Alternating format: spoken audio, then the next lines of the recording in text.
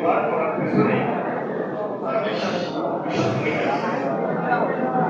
ঢাকা বিশ্ববিদ্যালয়ে যখন পড়ালেখা করে থেকেই কলেজ পথ, বিশ্ববিদ্যালয়ের পথ, দলের পথে থেকে সেই সময় গভীর এবং কঠোর আন্দোলনের এবং গত 17 বছর এই ফ্যাসিস্টের বিরুদ্ধে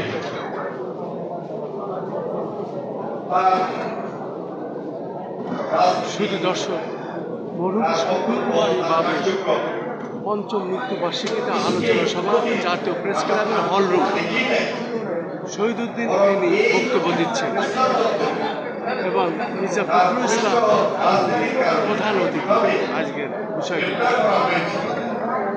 সেদিন আমাদের রাষ্ট্রপতি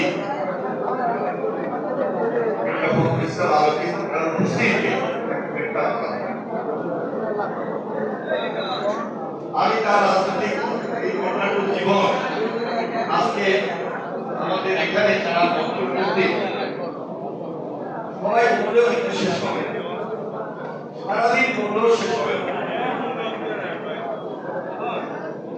তার এই অল্প বয়সে যে বিশাল ত্যাগ এই দলের জন্য, এই দেশের জন্য, তাকে আমি শুধু বিএনপি নেতা বলেই সম্বোধন করছি না। সে বাংলাদেশের নেতা ছিল, জাতির নেতা ছিল। আজকে যদি শুক্রবারই বাবু আমাদের মাঝে থাকতেন, যে অবস্থায় সে ছিলেন তার চেয়ে অনেক দূরে থাকতেন। তার মৃত্যু আমাদেরকে নাড়া দিয়েছে। তার এই অকাল মৃত্যু আসলে আমরা মেনে নিতে পারি না। এখন পর্যন্ত মনে হচ্ছে যে ক্যাম্পাসে আমরা এখানে ওইখানে মিলে যারা এই রাজনীতিতে ছিলাম, বাবু আমাদের মাঝে